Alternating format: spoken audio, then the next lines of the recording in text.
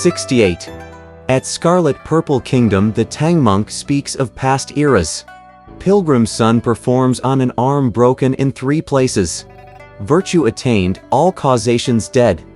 Your fame through 4 great continents will spread.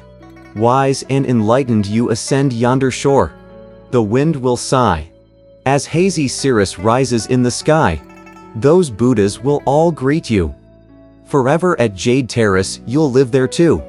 Break up the human dream of butterfly. Let it all end. Where dust is cleansed, no worries attend.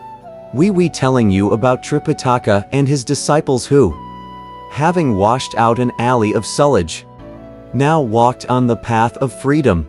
Time went by swiftly, and again it was torrid summer, when pomegranates spread ornate fruits, and lotus leaves split like green pans. In 2 rows of willow young swallows hide. To flee the heat the travelers wave their fans. As they proceeded, they suddenly saw a moated city looming up. Reining in his horse, Tripitaka called out, "Disciples, take a look. What kind of a place is that?"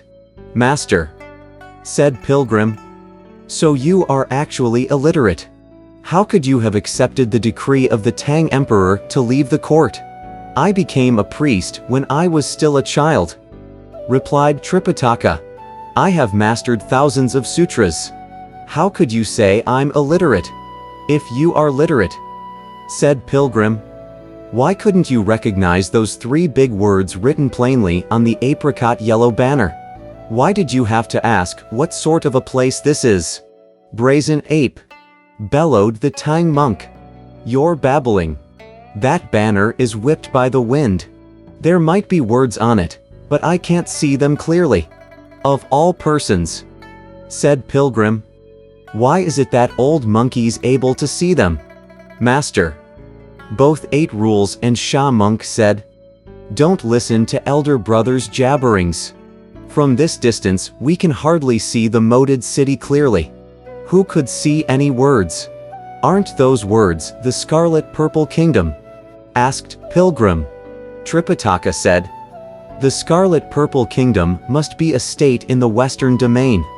That means we must have our rescript certified." "That goes without saying," said Pilgrim. In a little while, they arrived before the gate of the city, where Tripitaka dismounted.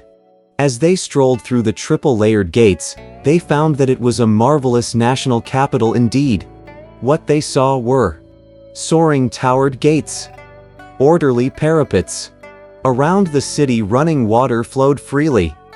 North and south it fronted on tall mountains. Cargoes heaped up in its streets and markets. Business flourished in every house and home. Truly it was a meeting place of royalty. A great capital, a heavenly residence. Towered boats came from distant shores, laden with foreign jades and gems. Its noble form joined distant hills. Its palaces reached the clear void. Its 3 passes firmly secured. Therein peace forever prospered. As master and disciples walked through the main boulevards, they found the looks of the people distinguished and imposing, their attire orderly and neat, and their language clear and resonant. Truly, it was no different from the world of the great Tang. Now, when those people on both sides busily engaged in buying and selling, suddenly discovered the ugly visage of 8 Rules, the dark face and tall frame of Sha monk, and the hairy features of Pilgrim's son, they all abandoned their businesses and crowded around the pilgrims to stare at them. Tripitaka felt compelled to call out, "Don't start any trouble. Lower your heads and walk on."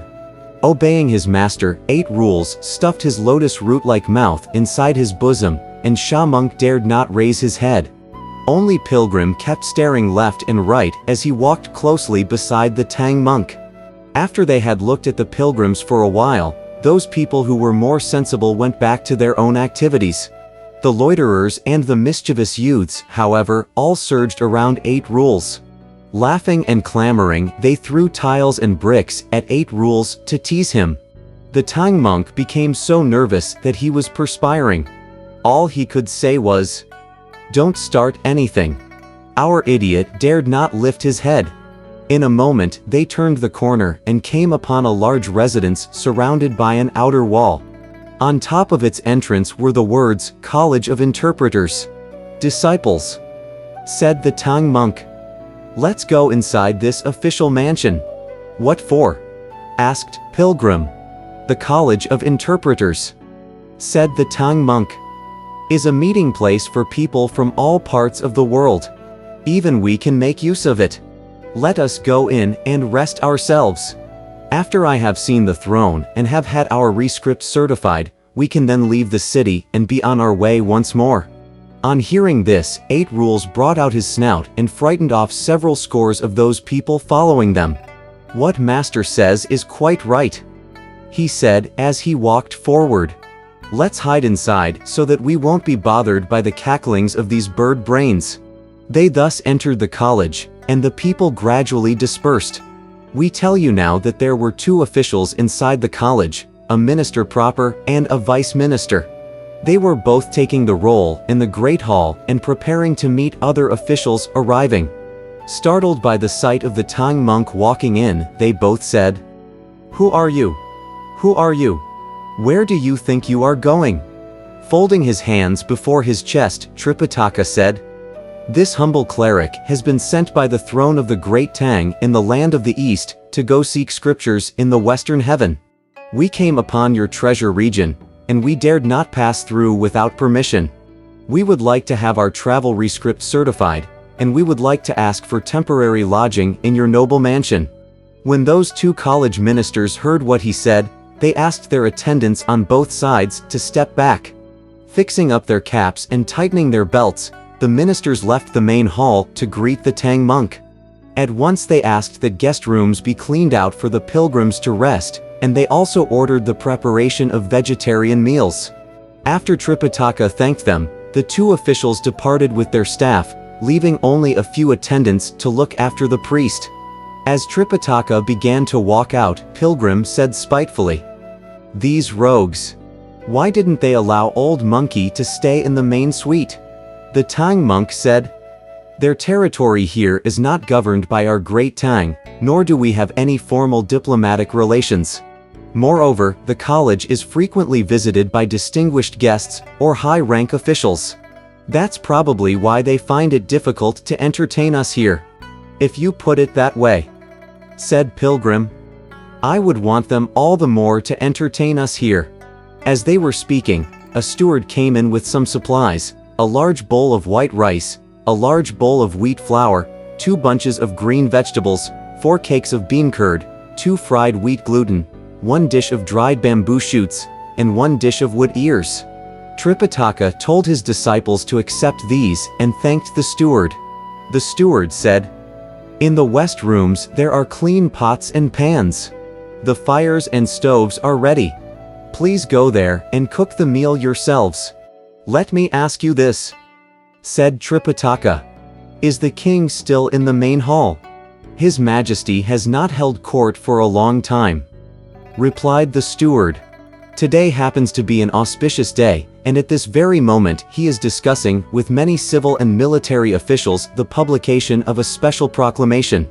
If you want to have your travel rescript certified, you should hurry there, for you may still catch him. By tomorrow, you will not be able to have an audience with him, and I don't know how long you'll have to wait for another opportunity." "Wukong," said Tripitaka, "all of you stay here and prepare our meal. Let me hurry there to have our rescript certified. I'll then come back, eat, and we will leave." Quickly 8 Rules took out the cassock and the travel rescript. After Tripitaka put on the proper attire, he told his disciples not to leave the college and cause trouble outside before he went into court. In a moment, he arrived before the 5 Phoenix Tower, and we cannot begin to tell you how magnificent were those palatial halls and buildings. He went before the front gate proper, and requested the imperial messenger to make known to the heavenly court his desire to have the rescript certified.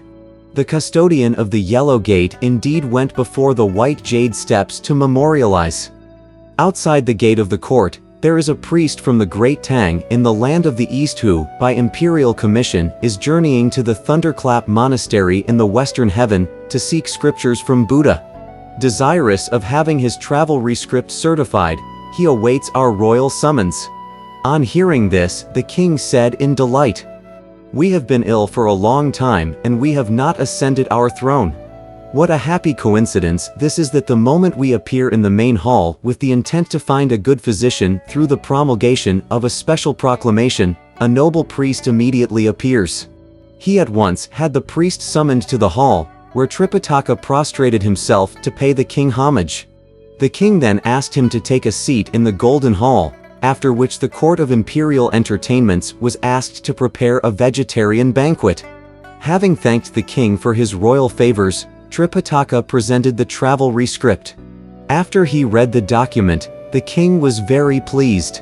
"Master of the law," he said, "through how many successions of rulers and how many generations of ministers has your great Tang passed?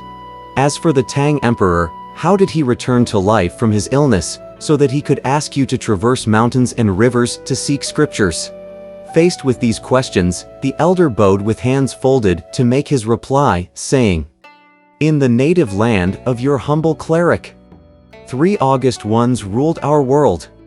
5 Thirch set relations. Yao and Shun defined kingship. Yu and Tang gave the people peace. But descendants of Cheng and Zhou all desired independence.